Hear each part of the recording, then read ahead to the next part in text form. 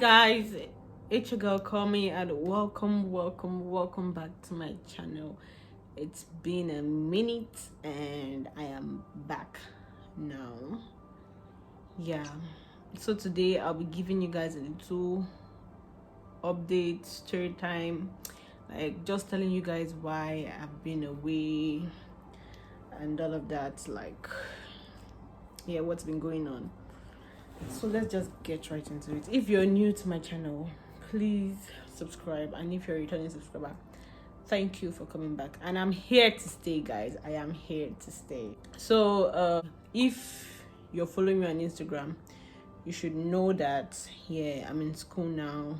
I traveled back to school. Yeah, so I traveled back last month, I think the last week of June. Yeah, and you know how African parents are. You should be at the airport like 2 hours or 1.5 hours before your flight. 2 hours before your flight, actually. So my flight was by I think 11 something here, and I got to the airport by 8, and from 8 to like I think 11:15, I was trying to check in. Yeah, so I asked before traveling. I asked about, because I know that when you're coming back to Cyprus, yeah, you need your COVID test, and then you'll be quarantined for 2 weeks and all of that. So I asked people that traveled, and then they told me, yeah, you still have to quarantine for 2 weeks. You don't need anything. They'll pay for you, like people that traveled, obviously, and then they know this thing. So I did not know that there was an update, and then we had to pay for it. Like for the quarantine room, you could be quarantined for 7 days instead of 2 weeks. You have your tracking device on, just like stay home quarantine, and so they monitor your movement. They know when you leave your location, or if you leave your location when you're not supposed to. Yeah, so that kept us at the airport for a very long time. The truth is that I was like really mad, because at the end of everything, it was like I can actually do this stuff when I get here, like at the airport here, Asian airport. They needed my number, and at the time it was roaming. Yeah, so I had no internet, nothing. I couldn't receive SMS and all of that. So it was just a whole lot. Like, this story, I feel it's gonna be all over the place. But we'll move. So checking in was quite annoying. It was like the day was doomed for something. I really do not know. Like, I was so pissed that morning, because already we were late. Like, I had less than 30 minutes to find my gate, and the airport is big, and I was scared I was gonna get missing or something. And then they weighed my bag. It was like 37 kg, and I was allowed to carry 30. I was like, okay, where can we pay for extra luggage? They say I can't pay for extra luggage. I can only pay when it's like 32 kg. I was like, 2 kg? Like, it was just annoying. So they had to take out some of my clothes, and I was so angry. Like, guys, you know when you get new clothes and then you don't travel with them, like that feeling is just really annoying. So that's what happened at the airport, and then I had to rush. Like, they removed things from my bag, from my main bag, and put in my hand luggage. Already I carried a bag that had my laptop and all that. Already, you know how heavy that is. Yeah, my laptop, my phone, charger, and other things. And then my main hand luggage had like my tripod, the tripod stand, and some other things. Actually, I really cannot. Yeah, I think, yeah, and some other things. Yeah, I really cannot remember what I put in there. And then they had to put some of my clothes there in the bag. So it was a whole lot, guys. The load I carried I wore my jacket because I couldn't leave my jacket, because I traveled with my jacket. Obviously I need to bring my jacket back, because I mean I'm gonna be here till winter, or what they call it, fall, and it's gonna be cold. So I had my jacket on. I held the let me just call it the laptop bag, but it was not a laptop bag, way bigger than a laptop bag. The bag where I put my laptop and the main hand luggage, and I was rushing, guys. I felt like everybody see me, like everybody that saw me at the airport saw that I was suffering. I was sweating, guys. I was rushing, looking for my gate. I almost cried, like, damn, where do I go to? Asking people where to go to, where to find my gate. It was a whole lot. At the plane, I just took off my jacket. Yeah, I arrived at Istanbul airport, that's in Turkey, and it was cool. I messaged my family, told them, yeah, I'm at Istanbul. Yeah, so I waited, and I did not eat before leaving the house. I waited, so it was like my flight to this place, to Cyprus, was by, I think, 7. Yes, 7, I think, around 7. At Istanbul, when I was resting, like waiting for my time, I did the quarantine thingy, because already I had internet. My phone could work. Yeah, I had internet. I was connected to the Wi-Fi. That's how I was able to reach my parents. And then I tried doing the quarantine thingy, and then it worked. And yeah, I paid for it. They requested for, like, yeah, let's keep the price. I paid for it, yeah. And when I got into the plane to Cyprus here, I firstly, let me tell you, I haven't told anybody, like people that actually know the story. I heard a sound, you know, when your phone falls down, the sound you hear. I heard it, and it was the person in front of me. His phone fell down, because his phone fell down. I picked his phone and gave it to him. Yeah, and to me, it was like, for me, it was like I kept my phone in my bag. Everything was okay, so I was just like chilling and watching a movie. Like, I wasn't worried about anything. I was just like relaxing, because I needed it. I was very tired at that point. Like, I didn't want to go there. I was very tired at that point, so I was just chilling and relaxing, watching a movie on the plane. I heard the same phone sound. I was like, it's because it sounded a bit far. I really don't know how to explain. It sounded a bit far, but it wasn't far, and I'm sure that was my phone that fell down, guys. Yeah, so I ignored the sound and just kept on watching my movie. Maybe it's because I had the earpiece on and I was watching a movie, so I heard it, I ignored it. And then I got to Cyprus, I came out, and then when it was time to check our boarding pass, I was like just going through my bag. I couldn't find my phone. I was like, no, it can't be. It just cannot be, because at Istanbul, at Aegean Airport, they have to look at the COVID thingy, the quarantine app and everything, to be sure that you paid and all that. And I couldn't find my phone. Yeah. So I rushed. I tried to run back to the plane. Like, I just dropped my things. I ran back to the plane, but the door couldn't open. Just like, you can only come in, you can't go out. And now the security guy saw me struggling, and then he was like, what do you want? I was like, I think I left my phone in the plane. And then I was like, okay, you can talk to the police. I was like, okay. I went to the police. I spoke to them, and then they were like, okay, I'll check lost and found. The other one said she'll go back to the airplane to check if I forgot it there. Truly, she collected my seat number and all of that. And at the time, she rushed to check, and then she said she did not see. I think it was late. I realized a bit late, because another plane landed. I think mine went back to Istanbul. I'm not sure. I really do not know. But the one that landed, I think it was the one they checked. and they did not find my phone. It was a whole lot. Like, I was like, what do I do? I had to explain to them that I paid, and they gave me a form to fill. I filled it. Like, I filled the form. It was just a whole lot. I was panicking. I couldn't move. I just had to get my luggage.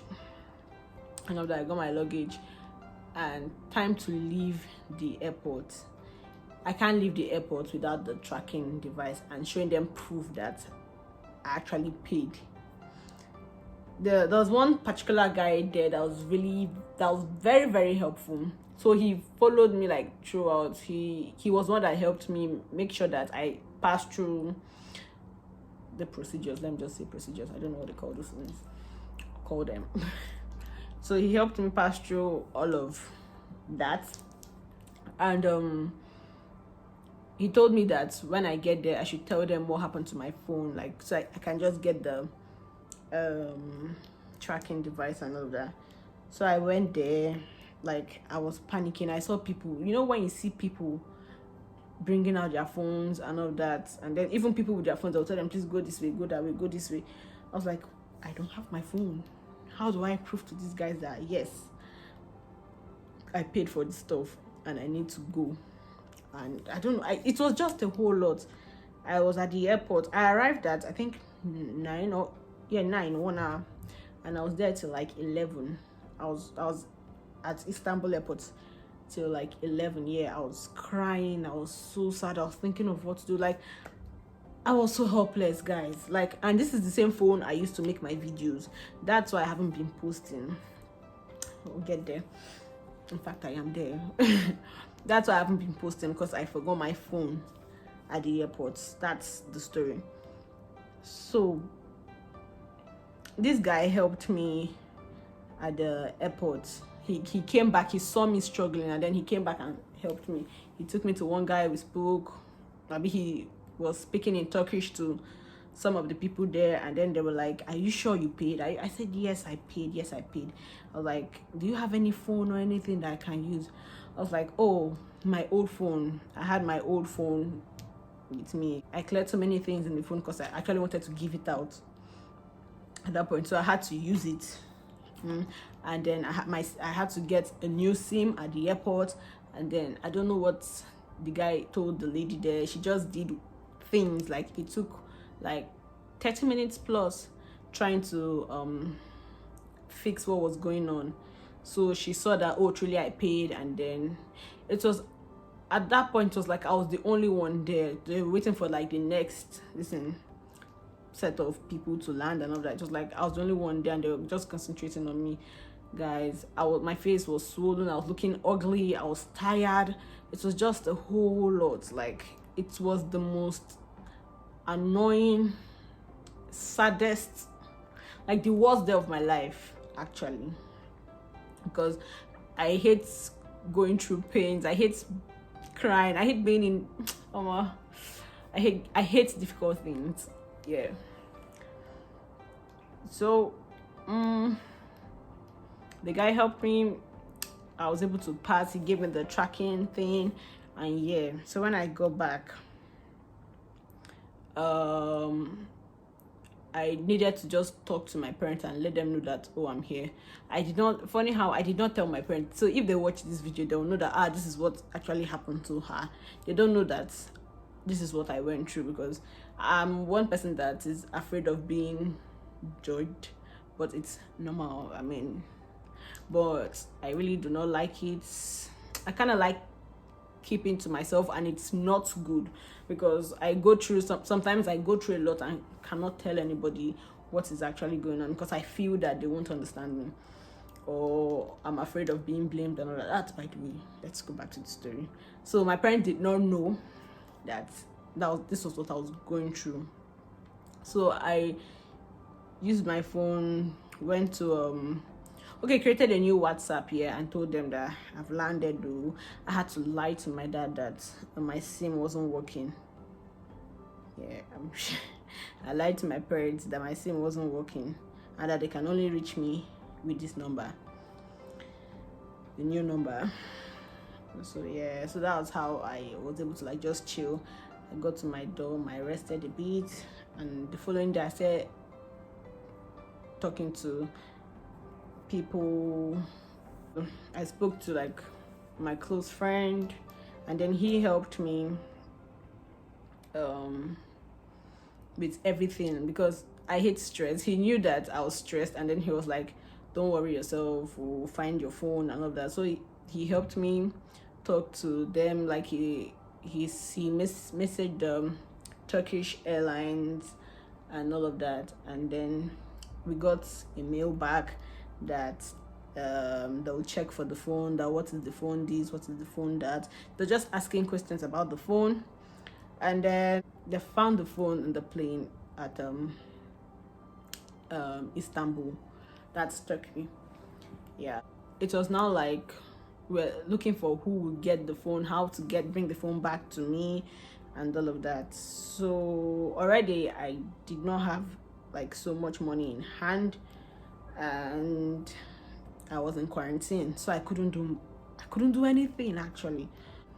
They were requesting for a lot if somebody was gonna get it for me, or this. So it's either I tell somebody in Turkey to get it for me and then ship it here. But what we saw as at that time that looked so easy was the because the airport had a cargo company that could ship the phone to my location. And then I was like, sure, why not? And they said it was going to take 3 to 5 working days. I was like, sure, no problem. So immediately I came out of quarantine, I started running around trying to get shit done and all of that. So I paid for the shipping. When I paid, I was just hoping to like get the phone in like a week or so, and then 1 week later the phone was in the south side. Cyprus has the north side and the south side, so I'm in the north side, and then the south side, yeah, it's different from this side. So it was there, and then bringing it here was a lot. Like they needed at first, like I received a call saying I have to pay so amount and send an invoice. I was panicking, like, where do I get this money from? Like, how do I do it? So I couldn't really talk much because it was a normal call, so I couldn't talk much. I did not know how to reach them after the time they called, because I couldn't call back. The south side, if you know, like, I really don't want to go deep into it because this is already long. So days later, I think 1 week and some days, they called me and they asked for like an invoice for the phone. I sent it to them. Yeah. And what else? Yeah, I did not hear from them till like 2 days. Then they sent it. They said it's free, that I can come and get it now. So getting it was the problem. Now that is another problem.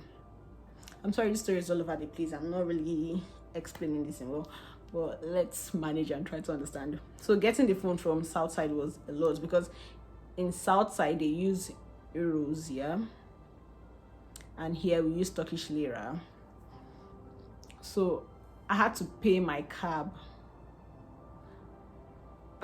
in euros to get my phone from that side because you have to cross the border and all of that. It was just a lot. So I paid him. When I paid him, I had let me not even tell you guys the price here. I'm not even telling you guys the price. Let's just keep the price out of this. I paid the cab guy. He went to get the phone. There they said they needed tax. They wanted to collect tax and all of that. So my cab guy called me and said he's coming to collect it because he did not go by himself. He sent someone else to go get the phone. And then the guy called him that they needed tax money. And so I was running around because I did not have enough money. Like, I just did not know where to get the money. Like, it was just a lot. This month, like, has been like a lot, like a handful. So thankfully I was able to get the money.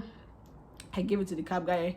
I followed the cab guy to the border. I was to follow him to the border. Then when we went to change the money to euros, the cab guy said that the guy left, the cab guy he sent to get the phone left the border, and then I'll have to pay him another money to go back there. I was like, how? Like I paid 150. Let me tell you the price so that you guys know. $150 going. I have to pay $150 twice. I was so sad. Like I was like, I don't have that. He was like, yeah, I know you've been through a lot, so you just have to pay him later. I was like, good, because I need my phone. Like, this is where I have my content. I talk to people and my family. Like, everything is on this phone, and it was just so sad. So the evening of that day, they brought my phone back to me, and here I am talking to you guys. Like, it's been a whole wahala. It's been a lot, and I'm really grateful that I have my phone back and I can actually sit down and talk to you guys again. But it's been a lot. I've been saying this, like, it's been a lot. It's been very stressful. Like, I spent more than half of the price I bought the phone just to get the phone to me. Like, the only difference, like $150 or so. Like, everything is just so sad. Like, some people were saying, give up, get a new phone, give up, get a new. I mean, like, guys, it's not that easy to get a new phone. Like, I was so worried about my phone. I needed it back, and I knew that I wasn't going to see why I actually started this stuff. I was pushing to get my phone was because I felt that I did not know that I was going to pay so much to get the phone back. So yeah, that's it. So that's the story, guys, and I'm just happy that I'm back. That's it. Like, I'm back on YouTube, yeah, and I'll try to be more consistent here. And please, guys, don't forget to like this video to even make me feel better, because I'm still sad. To make me feel better, guys, like this video, share, subscribe, and give this video a thumbs up. And yeah, thank you for watching, and I'll see you guys next week. So take care.